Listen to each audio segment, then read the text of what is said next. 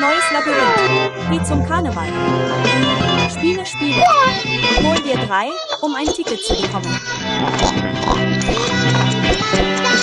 Hol dir hier dein Ticket.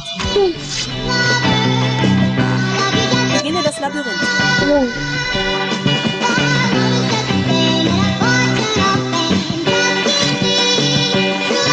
Neues Labyrinth.